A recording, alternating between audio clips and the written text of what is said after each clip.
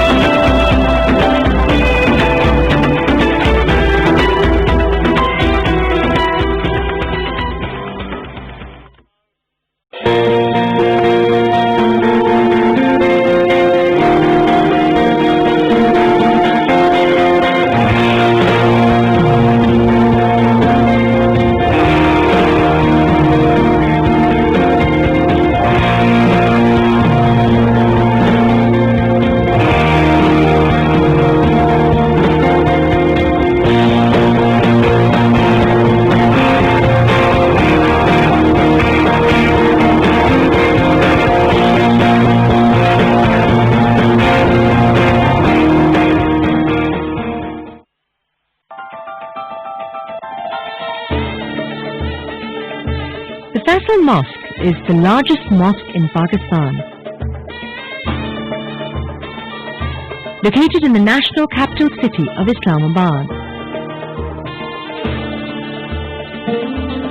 Completed in 1986, it was designed by Turkish architect Vedat Daloki to be shaped like a desert Bedouin's tent.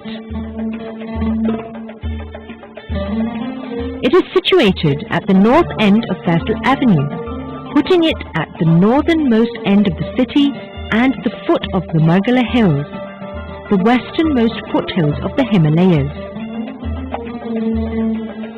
It is located on an elevated area of land against a picturesque backdrop of the Margala Hills.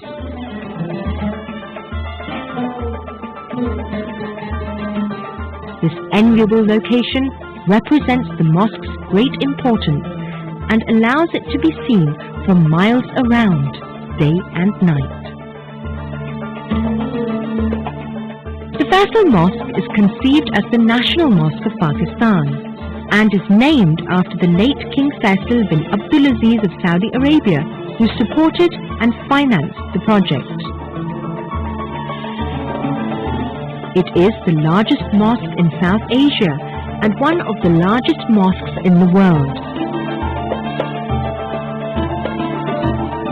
The Faisal Mosque was the largest mosque in the world from 1986 until 1993, when it was overtaken in size upon the completion of the Hassan II Mosque in Casablanca, Morocco. Subsequent expansions of the Masjid al-Haram, the Grand Mosque of Mecca, and the Masjid al-Nabi, the Prophet's Mosque in Medina, Saudi Arabia during the 1990s, relegated Faisal Mosque to 4th place in terms of size.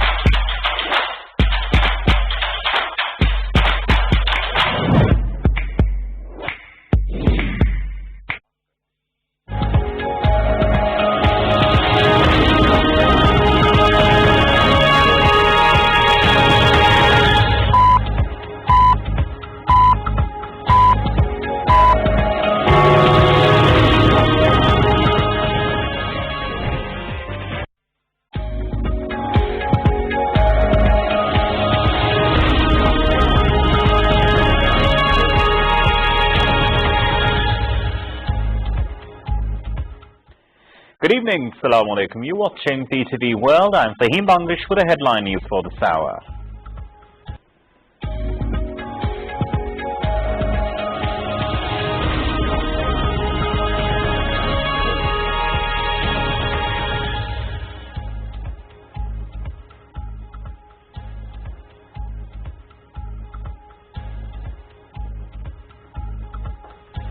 Pakistan, Turkey and Azerbaijan agree to intensify trilateral cooperation in multiple sectors, including connectivity, trade, security and investment.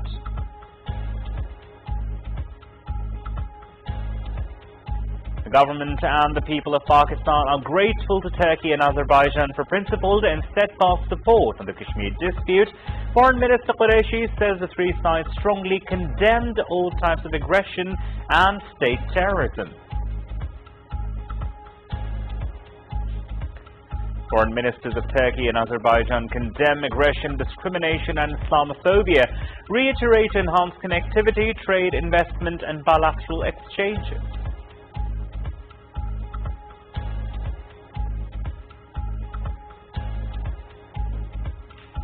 Prime Minister Imran Khan reaffirms the exceptional nature of Pakistan-Turkey political relationship, stressing the importance of transforming it into a robust economic partnership.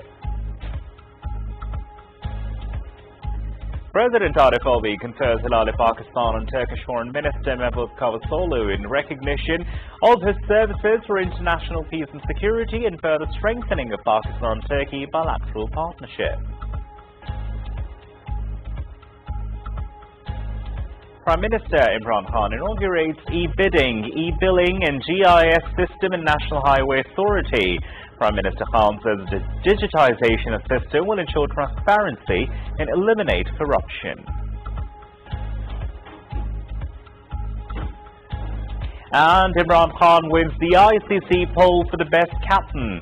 Former Pakistan captain and current Prime Minister wins the International Cricket Council poll after beating India's Virat Kohli in a fierce Twitter battle by 47 percentage points to Kohli's 46.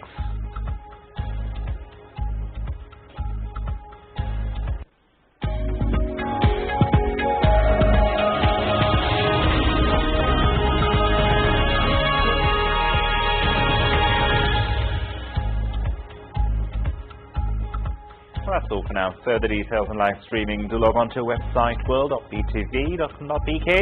You can find us on our Facebook page with the name of BTV World and follow us on Twitter at WorldBTV. Thank you for joining us.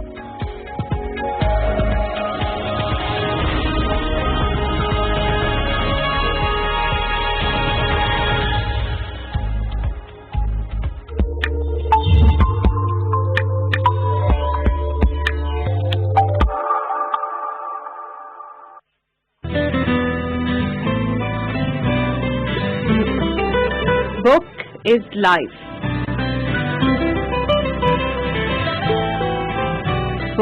is hope,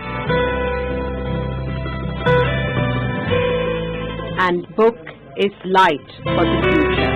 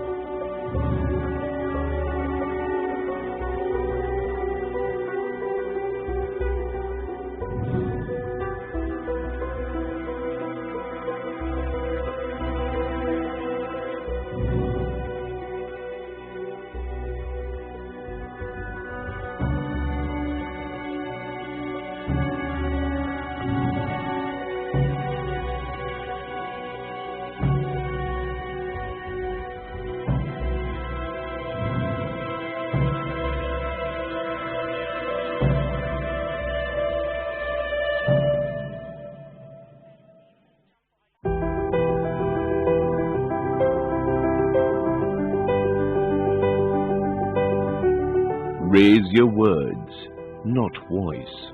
It is rain that grows flowers, not thunder.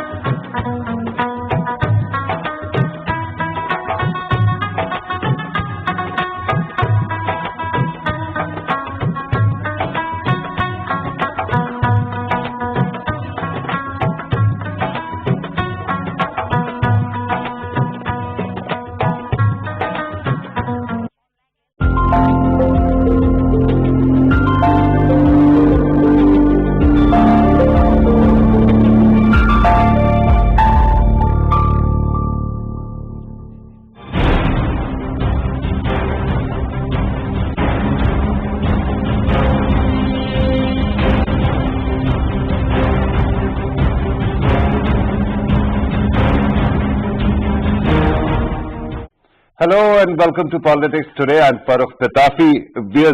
Today we are going to talk about politics, but not of this country, but of another country which is very important because it is thought to be the world's most powerful democracy. I'm talking about the United States of America, and many have started calling it United or Divided States of Trump. Why do they say it? Because after pulling a surprise in 2016, President Donald Trump keeps on surprising us all.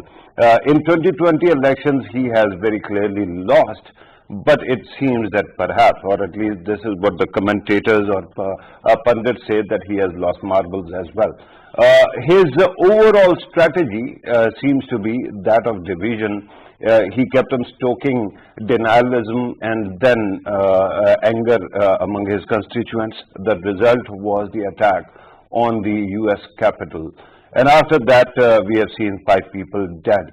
Now, the thing that is being discussed is that he is going to be impeached. The article of impeachment has been introduced and passed from House, and now it goes to the Senate. When you look at the timeline, it seems that maybe the Senate doesn't have that kind of time to complete the impeachment process before his term expires. That is not all. Donald Trump is going to be the first president who has twice lost the popular vote, and also twice he is going to be impeached. at least in House. We don't know what happens in the Senate, although in Senate also the direction seems to have changed. What exactly does it mean for the future of democracy in the US? What does it mean for the future of the US as world's foremost power? And what does it mean for the project democracy all over the world? We are going to talk about this, and these are very important aspects that we have to take into account. But that is not all.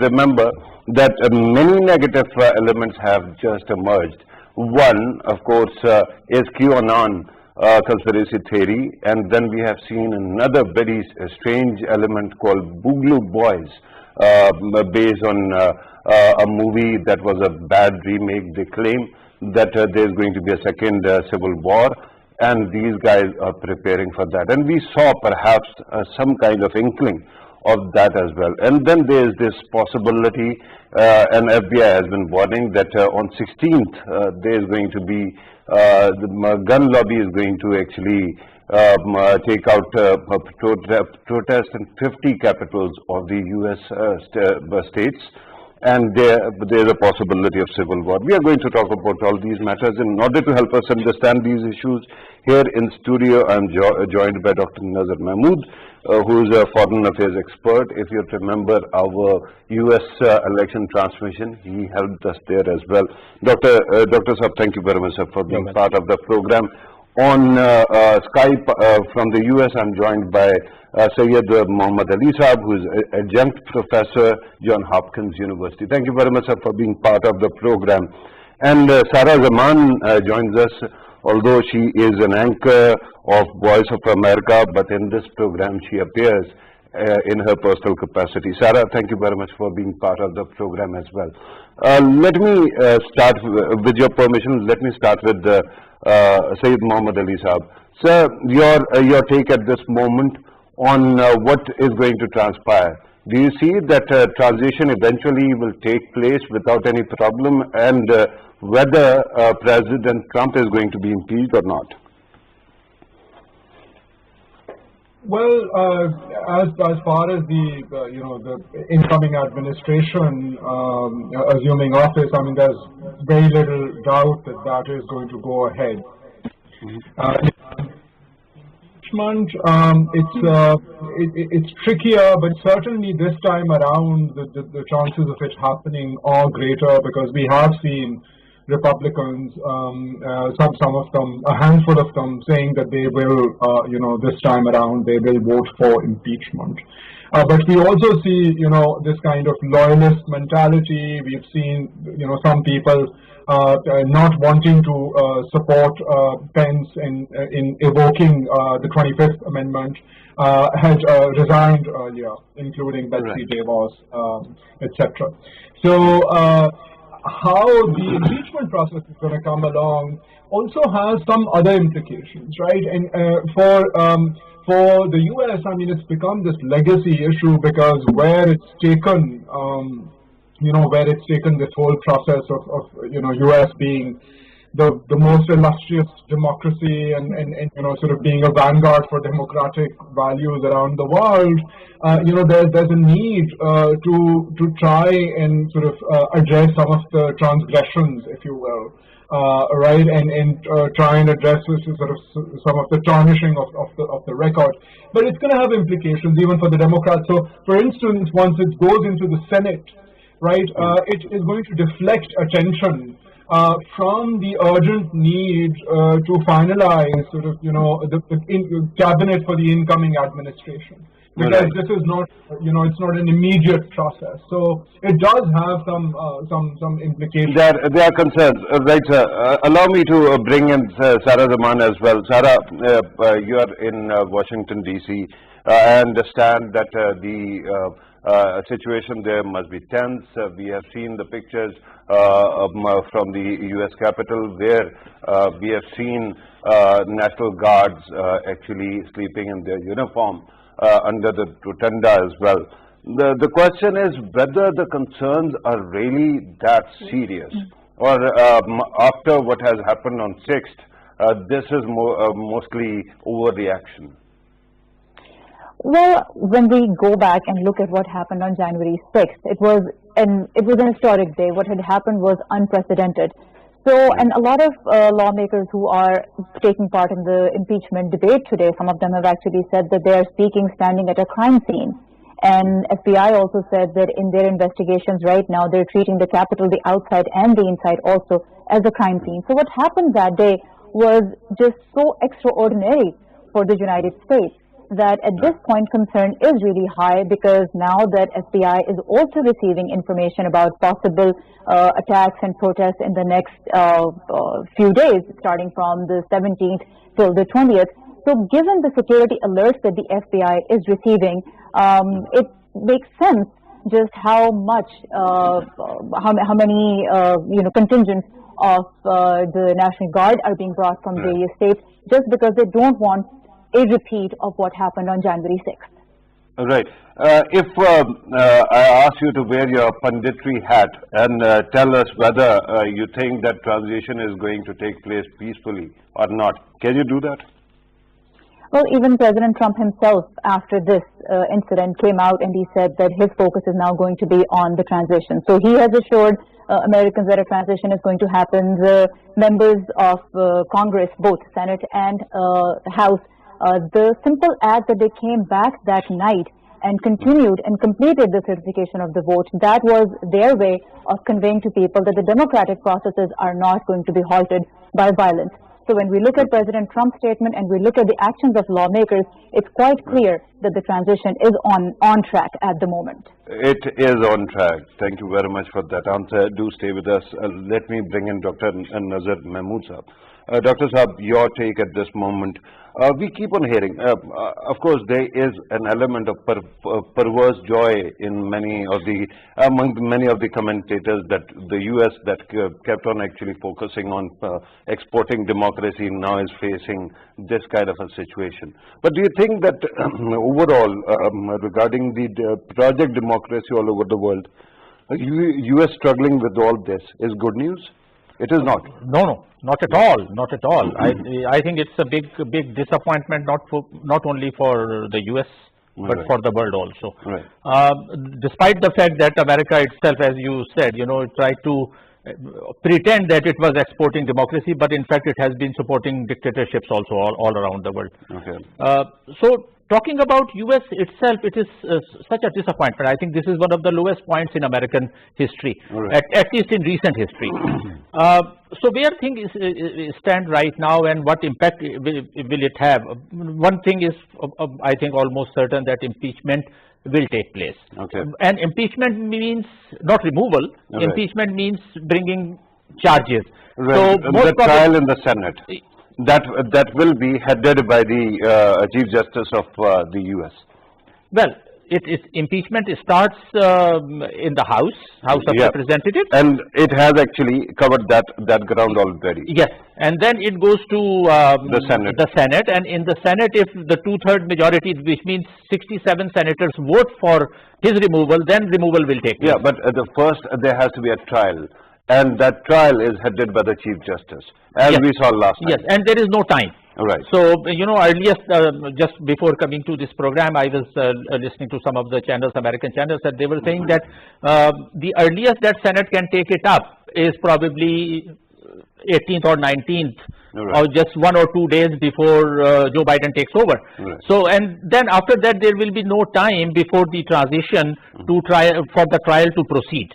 But there is a possibility that even then, even after his departure, even if Joe Biden becomes president and if they decide, the trial can go on if they like, but which is hardly unlikely. So I don't think that, impeachment has taken place, charges have been brought, but I don't think that he will be. Okay, that doesn't happen. But how serious is the possibility of NRA or some other group actually supporting some kind of civil war attempt? Because we have seen It was unthinkable that a US capital would be attacked like this, and it happened. Well, there is a possibility, as they have announced, that in 50 capitals of all the states they will stage demonstrations. So there is a possibility that there will be demonstrations. But I think the one important thing to keep in mind is the statement from the US Army chief and other senior officials. They have clearly mentioned that they stand by with democracy. All services. All services chief.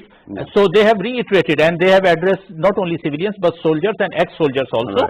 And this reiteration means a lot, which means it is a clear signal that if any section or segment of Republican supporters, if they try to create law and order situation, the army will not tolerate it.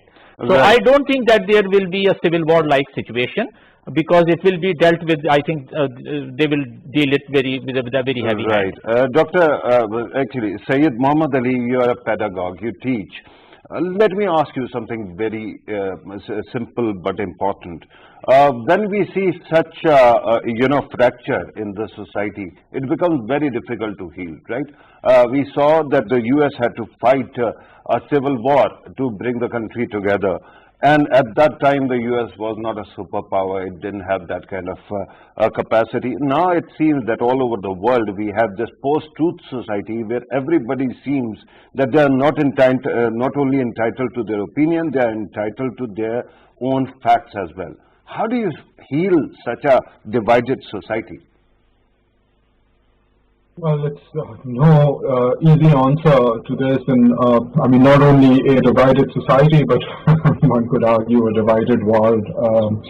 But yes, I mean, it's unleashed, a lot of polarization, in a sense. I mean, and this happening in the biggest, most powerful country in the world, with a tainted history as well, right? I mean, we can look at any country and pull out those contradictions, but I mean, going back to the articulation of the U.S. Constitution, talking about liberty, written by the likes of Jefferson, people who were slave owners, right? So I mean, these latent issues of racial injustice, of inequality and stagnation, and when it comes to a large chunk of the populace, the American populace, there is this sense of disgruntlement, because if you look at the middle class, right, I mean, this is no longer a land of opportunity. So besides the challenges faced by the migrants and the ethnic minorities, racial minorities, you also have this genuine frustration, right, of people who live in the Rust Belt, etc., who have been seeing a situation where Jeff Bezos will make $13 billion in a day in COVID, right, and people are desperate, and we see that in Pakistan and elsewhere. Then you have the opportunity for these politicians. So here you have someone like President Trump, who is a real estate tycoon, right? And he comes and positions himself as someone who is going to drain the swamp. Right. I understand, sir. We have been hearing about this outrage among the Middle America about the elite. But with due respect, the people that were attacking U.S. Capitol were mostly, I kept on looking and I couldn't find one colored, citizen. All people I saw were whites. And usually it is thought that the whites in the U.S. are the most privileged, or the Caucasians are the most privileged people. Do you think that all this talk of an outrage or victimhood or suffering is really that justified, sir? Well, I mean, there are, the Cubans voting for Trump. Some Muslims voting for Trump. I mean, there are. But Cubans practically consider themselves to be whites these days. You realize that, right? Well, I mean, there is. I concede that there is. I mean, this phenomena has been described also as white rage, right? I mean, white lash or whatever else. So I mean, there is that racial dimension to it, but. But the problem, I mean, this is the irony, right? That to these people, the simplistics. I mean, if you're someone who's working 8 or 10 hours a day, and then you come and sit in front of your TV, and you open a can of Coca-Cola or whatever, you put on Fox News. I mean, but that is, sir, with due respect, that is the story of middle class all over the world, including yours truly, and everybody who will be working over extra hours and then go back home and rest. Sarah, let me ask you. My point there is that this is the irony. The irony is that, to these blue-collar workers, when populist leaders come to the fore, they pit them against the blue-collar worker elsewhere. So that the Chinese worker has stolen your job. Right. Right. The Mexican has stolen your jobs. I understand what you're saying, sir. That is quite an intriguing aspect of it. Let me go back to Sarah Zaman. Sarah, I'm interested, of course, in hearing your thoughts about healing as well, and I'm going to ask that too. But because you are also a journalist, let me also ask you about the intricacies of the free speech debate that is going on. We understand that Twitter and almost all internet organizations have actually banned Donald Trump, and then there is this talk of First Amendment being compromised. The U.S. actually speaks for free speech all over the world, and yet there is this debate going on in the U.S. as well. Now, how do you see it? Well, freedom of speech is a right that's protected by the U.S. Constitution, and that's a very important question because that is also being heavily debated right now in the United States. So on one hand, people are criticizing social media platforms for not doing enough to initially curb these arguments that were being presented by President Trump and were being propagated by his followers, these baseless allegations at this point about stealing the election. So on one hand, and also then when these kind of messages became pervasive on social media, they also gave people the opportunity to connect with each other on these issues and also unite and come all the way to Washington, D.C. from all parts of the country and stage these demonstrations. And we saw what happened on January 6th was exceptional, but even before that, I covered multiple rallies in Washington, D.C., where people repeatedly, the ones that I spoke to, and I asked them, what evidence have you seen? They could never quote any evidence except that, this must be deep state, and I saw some things that were strange for me, these kind of things. So people are criticizing social media that these companies did not fulfill their role of monitoring this speech and making sure that nothing untoward results from it. On the other hand, they're also facing backlash at this moment. That is, freedom of speech is enshrined in the U.S. Constitution. Then what right do these companies have to curb the free speech of either the president or his followers? But one thing we have to remember is that even though freedom of speech is part of the U.S. Constitution, the way it applies to businesses is a bit more intricate. And that is something that we're also going to see how, how judicial experts, how constitutional experts explain this. But one thing I would just say is that because these are private businesses, they can say no to businesses in certain cases. Right. So in a way, they could argue that they're saying no to the business of people who want to subscribe to their platform. Right. And Sarah, that is something that was quite manifest regarding this case of Parler, another social media app that was a safe haven for the right-wing activists. And recently it was deplatformed. Amazon also actually refused to host its services, and then they went to the court. And in response to their, suit, what Amazon has filed, they have actually come up with all the instances of hate speech and use of, violent language to organized violent protests that have been submitted to the court. You are telling me that after 250 years, the U.S.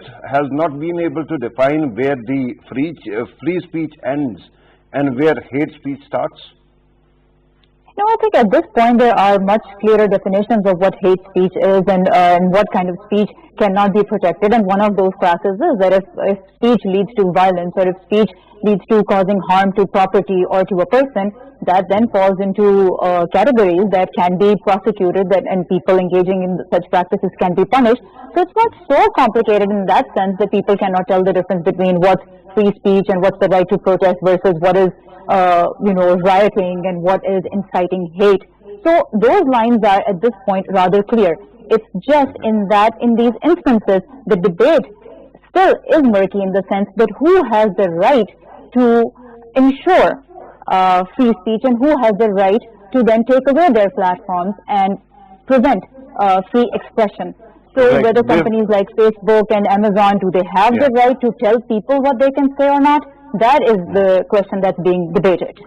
Right, and the debate is whether these companies are public service or they are essentially private enterprise. Private That is a businesses. very, very important point that you have just made. Before I go to Dr. Nazar Mahmood, let me ask you one very quick question. Remember 2016, when most of the people that we met kept on telling us that provided you didn't cover the rallies at that time, that Donald Trump is not going to win. And then all of a sudden we saw his rallies on CBS and other channels, and all of a sudden we had realized that he's going to win, and he won. Is there a possibility that we keep on underplaying the threat or the challenge that might be posed on 16th of January, and there might be some surprise waiting for the entire world right now? Sarah? So in terms of, what can happen in the coming days, Yeah, civil war or something. right. So again, I would say that let's look at what FBI is saying. Let's look at what, governments of various states are saying. They are seeing people who are coming out armed to protest in a couple of states actually, in Arizona and in Georgia and in other places. Officials have also received threats. So we know that these things are happening. We know that state officials are trying to do the best that they can in order to curb these kind of protests, in order to curb the damage, contain the damage that could happen, especially physical harm that could happen. That is by security being beefed up around Capitol buildings in various states as well. So there, and also last but not the least, the FBI has said that there is a chance that roughly 4,000 right-wing people are communicating with each other and trying to stage massive protests all the way in Washington, D.C. So the threats are coming in. The security apparatus is very active right now. What happens is going to also depend on the kind of preparations that are made. When I come back to you, I'm going to talk about FBI as well, because you brought up FBI more than once. But let me first go back to Dr. Nazar Mahmood Sahab. Sir, one aspect that I see, and in this region, of course, we keep on talking about democracy, and especially after Narendra Modi came to power, we have seen that India's definition of democracy is changing. And then I recently saw a couple of articles in the Hindu and in Indian Express where former ambassadors are saying that whenever US is going to talk about the rights of Kashmiris or CAA, or for that matter, the farmers, we are going to bring up the issue of racial justice in the US. So countries like India that claim to be America's allies, they are planning to capitalize on this weakness. And who knows, the right-wing Hindutva organizations are in contact with neo-Nazis as well. Many of them actually came and converted to Hinduism and went back. In that situation, do you think that democracy all over the world is going to suffer? Well, it has already suffered, during the past, I think, 4 or 5 years, not only because of the US, but because of Modi, as you said, because of Bolsonaro, because of Duterte. There are numerous examples of populism. And Brexit? Well, it's a debatable question. No, it is a populist, Yes, so wherever populist leaders win, I think they pose a serious threat to democracy because of their policies, because they give wrong promises to people. They try to project that they are superhumans who can solve all their problems. And one important aspect of populism is also that they target a certain community. Just like Modi, he targets Muslims or Christians, you know, supremacy. Dr. Francis Fukuyama actually came up with the definition that a populist, A, has to have his own posse, an appeal, dedicated people. Two, he believes in short-term gains against the long-term losses or benefits, right? So short-term, whatever projects them. The third thing he says that a populist leader leaves out a lot of people from his definition of community. So that is what is happening in India, in the US, and many other countries as well. Yes, you're right, and they are essentially they are majoritarian. You know, they try to attract majority and they try to blame a certain minority for all their ills, just like Modi did, Trump did, and so many other examples we just Hitler did. Or that is an extreme example. But you know, coming back to your question that how it is going to affect democracy in America or around the world. Around the world.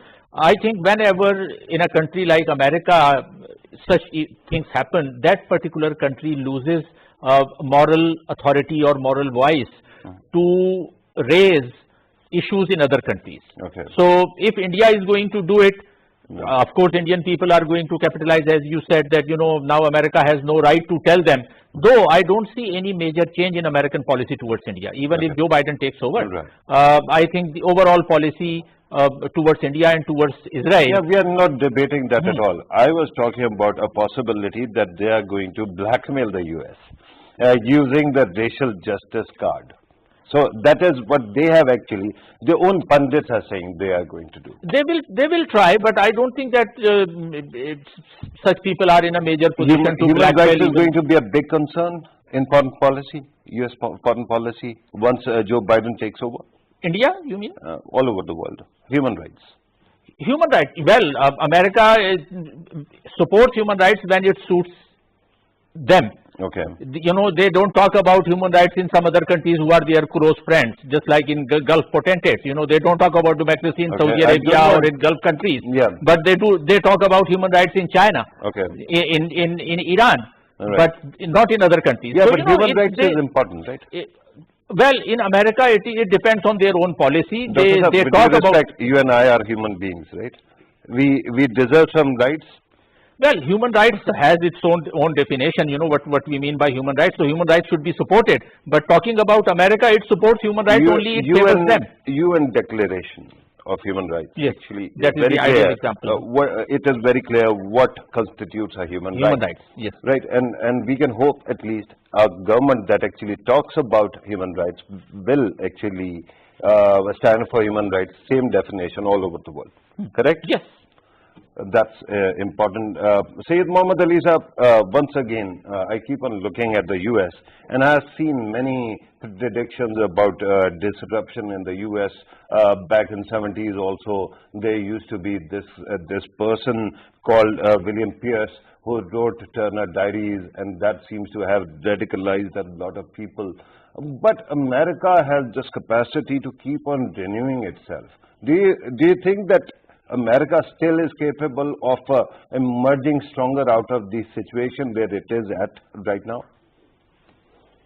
I mean, that's the million-dollar question, right? I mean, it kind of reminds you of that fairy tale, you know, the emperor with no clothes. Because I mean, a lot of these issues were sort of simmering within the U.S. and you know, in the past 4 years, we've seen a lot of those very blatantly sort of come to the fore. So now I think there's going to be immense pressure. I mean, it's not to say that the idea of human rights is not rhetorically used by the U.S. to achieve its foreign policy objectives, and it's invisible to some human rights versus others. But I mean, President-elect Biden had already been announcing, right, and I think he still has plans to do a summit of democracies, right? I mean, you had Boris Johnson last year. I think he tried to do a G10, right? So it was the G7 plus a few other countries to have like these democracies, possibly positioning themselves vis-a-vis Russia and China. But there's going to be a lot of countries are going to be thinking now, are they going to be on the invite list for the summit of democracies that where President Biden's going to have? Is Pakistan going to be on there? Is Hungary going to be on there? What about India? Right? So the U.S. is going to try now to sort of learn, and there's a lot of discussion here that it needs to again be that vanguard of liberty and democracy, not only domestic but internationally. So that bit actually reminds me of a very interesting sitcom called The Veep. In one of the episodes, there is shown to be a human rights conference, and it is actually hosted by a Sudanese fictitious dictator who is actually known to destroy lives, and yet that happens, and the Veep goes there and speaks as well. Do you think that in coming days the US will be able to renew itself? Well, I mean, there's some interesting movements, right? So, I mean, we've seen some people with a lot of experience, Anthony Blinken, etc. But if you look at Samantha Power, for instance, I mean, she was under Obama was the UN, American ambassador to the and now she's going to head the USAID. Yeah, right. USAID, right? Exactly. Its budget had been slashed, almost a quarter. And now having someone like that and coming in to sort of reinvigorate sort of the carrot approach, right? So that, I mean, with John Kerry of the Kerry-Lugar bill being nominated as a climate advisor. So we will see certainly, some movement on those types of issues. I mean, there's a possibility that the US and China might be able to cooperate rather than compete on something like climate change. Okay. Right. Sarah, you can comment on anything that was said earlier.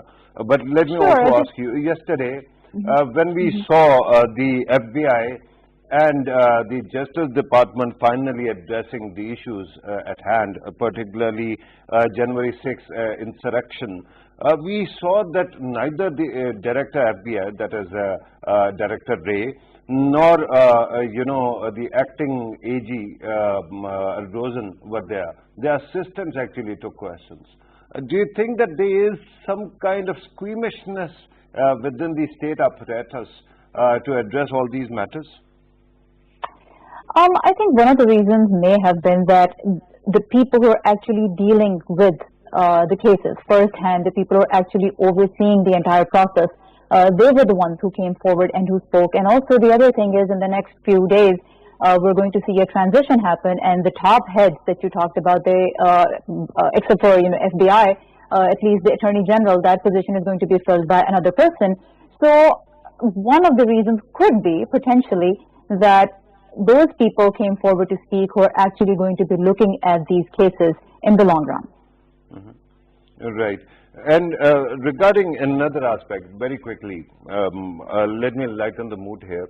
Let me ask you, there are two shows that one show I mentioned, that is The Veep, and the other one is West Wing.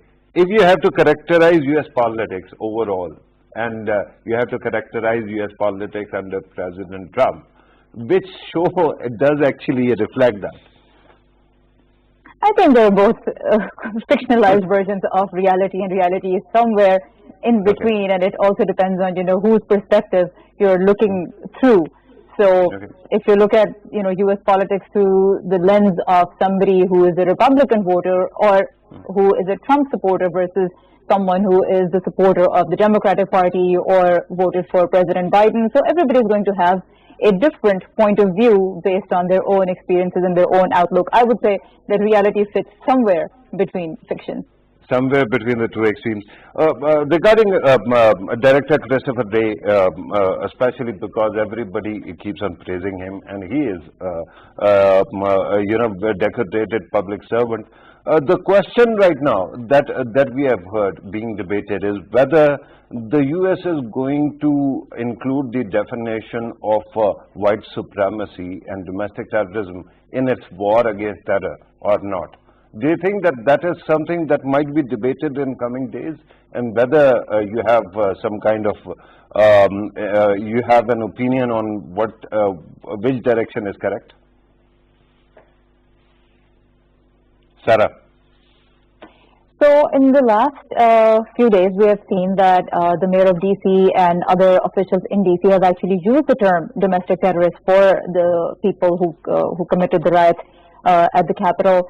In terms of definitions, I mean, they exist. Whether they're going to change or not, that does not seem likely in the immediate future. Only because in the past we have seen that there have not been, domestic terror. This term has been used very extremely carefully, only because of the right to free expression, to defend the right to protest, and that's why these terms are used extremely carefully. So in the next coming days, I think the first question really is going to be, how are these people who were part of the riot, how are they held accountable? And I think from there, the conversation is going to move forward. Right. Dr. Nazar Mahmood, you have listened to the arguments that are presented. Another question right now is, there is a lot of conspiracy theory going on. QAnon, I don't know whether you have dipped your toe or not. I tried and my mind was literally blown. And then there seems to be this defined racial element to what is going on as well, at least in debates, and then Christianity comes in, and then confusion comes in. The question is there a way to actually correct this? Because I see a similar kind of thing was happening when the country had not decided, was confused. I'm talking about Pakistan and fight against terrorism. At that time, repeatedly, there were many people who would call the Taliban their strange brothers, TTP their strange brothers, and would be trying to actually placate them. And then APS Peshawar happened, and everybody agreed that we are going to go after terrorists. Do you think U.S. Capitol, incident is that kind of game changer, or it is not? It is a game changer, definitely, because it was such a major issue, at least in living memory in recent history. Though America has seen civil war, but that was over 150 years back. But in recent history, it never happened. I mean, nobody could have imagined. So it is a game changer. Yeah, but civil war was against your political opponents. Here you are talking about a U.S. president inciting, crowd against his own whip, who was presiding at that moment. The vice president was there, his family was there, and at that time when you must have seen those videos, yes, where the protesters are saying, or the assailants are saying, hang Mike Pence. That kind of a situation should have rallied the entire country together. And yet we are shown the numbers that majority of Republicans are sympathetic to Trump's cause, not Mike Pence's or Joe Biden's cause. Yes, even Cole. I mean, I was just listening to his speech, Cole, in the House, and he was saying that let bygones be bygone, and otherwise, if you proceed with the process of removal and the case, if I catch you, I'm going to finish you. If you catch me, then let bygones be bygones. Yes, exactly. That's what's happening. But why it is important? If it is a game changer, that's why it is important to proceed with the trial. Because they need to set an example that this is not on, this behavior is not acceptable. If they don't proceed, and if they don't reach a conclusion against Trump, and the conclusion should be that he should be barred from any other public offices in future. That will set an example. If they don't set an example, then probably in future somebody else might do the same thing. Now the question is, you have seen various elements actually blowing whistles, right? From Wikipedia to umpteen others, and we keep on seeing this state that actually can listen to a lot of people, right? And we have seen NSA, we'll talk about NSA, CIA, FBI, their powers, right? And yet it seems that all these forces are helpless in front of elements like QAnon or Boogaloo Boys. Why do you think that is happening? Is there a possibility that they are afraid that there might be people within that might be compromising them? Well, a major reason why they are afraid is Republicans' own policy of supporting gun lobby. Democratic Party has been very clear, and they have been trying to impose bans on guns, but Republicans have been thwarting that. Now, ban on guns is not a good idea. If you have dead Turner daddies, you'll know that that is the kind of rallying cry that might have an impact on a race war, potential race war. But if you have over 4,000 armed people who are half mad. I mean, these are, if you look at the crowd, they are just, you know, pining for blood, so to say. Yeah. So, you know, And they got blood. They got blood. They So killed these 5 are people. very dangerous people, and in fact, Republican Party reaped what they have been sowing. And luckily, within Republican Party now there are some elements who have realized finally, just like Liz Cheney. She has been very vocal. Very vocal. And right now we are looking at Mitch McConnell. I mean, the Senate Majority Leader. Even we have heard that he is in support of the idea of impeachment. Yes. I don't know whether that can happen or not. Let me put the same question to you, Sayyid Muhammad Ali. This entire idea of nanny state, a listening state, a big brother, and yet when it comes to conspiracy theories, the way people are being misled on social media platforms, that seems to be huge. Why do you think any state would allow such confusion to exist anywhere? I mean, you know, I mean, it's become... You'll have to unmute your mic, sir. I think that seems... yeah. Please go ahead. It's not, can you hear me? Yeah, I can. Please go ahead. Okay. I mean, on one level, you know, we've seen the internet being an ultimately democratic tool where we can, you know, post and observe, you know, using social media platforms and, you know, being able to get away from big media houses. But, you know, around the world, I mean, we know all, you know, groups like ISIS and everyone uses social media, right? And there are these complicated debates, like I think Ms. Zaman was alluding earlier, you know, and there is legislation like how do you regulate free speech versus how do you deal with business houses, Facebook or others, right? And they have actually, you know, come out like Twitter and all, they've tried to throttle very recently, you know, this kind of evoking this kind of sort of, you know, hate speech almost. But, you know, I mean, behind it, I do think that there should be at least, you know, a more serious discussion around, you know, around this heavy armament of American society and the NRA, you know, the school shootings. I mean, this is a long-standing debate. It's not a... Professor Ali, we are at the very end of the program, so I don't want to actually wade into the NRA debate. We can do it another time. I'm told that we are left only with a couple of minutes. Allow me to go back to Sarah Zaman. Sarah, since we are talking about these elements that exist on social media, actually it brings attention back to your and my profession. Usually, whenever ISIS spreads any kind of confusion or negative narrative, it is up to journalists to come up with a counter narrative, and we keep on exposing their rhetoric. And it seems that somehow the media has taken leave of absence from these forums. A, this is very important. B, it also comes back to the question of ungoverned spaces. Should any place which can confuse or give people the kind of mass tools of disruption be allowed to be ungoverned? I think the general idea in the United States is that people have the right to speak their mind, and then the other side also has the right to speak its own mind, and ultimately the decision in a democracy is made at the ballot box, is made through demonstrations, it's made by the people who come out and express themselves.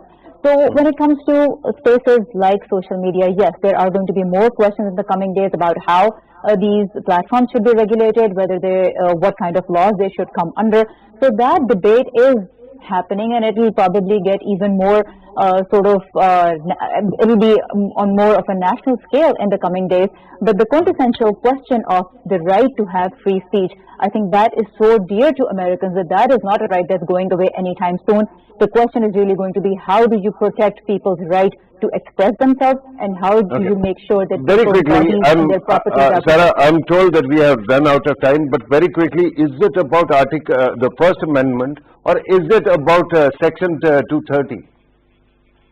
I think if you ask President Trump, I mean, he has been criticizing Section 230. The ultimate question really is that what is the right of a person, what are the rights of businesses when it comes to regulating speech, and what are the rights that the government and its own security agencies have when it comes to free speech. At the end of the day, free speech is allowed, but people's bodies, their properties, the protection of those is also quintessential in the American democracy. At least one argument is there that if you allow libel laws to take effect against the social media, perhaps that will control this kind of unregulated space. But Sarah Zaman, I'm told that we have done out of time. Thank you very much for your precious time. Sayyid Muhammad Ali, thank you very much, sir, for being part of this program as well. Dr. Nazar Mahmood, thank you very much, sir, for being part of the program as well. Viewers, you have listened to our participants. These debates are going on, of course, the entire world is talking about it. But the concern right now is that those who actually look towards the US, for example, they are perturbed. And people who have this habit of taking perverse pleasure in other people's misery, they will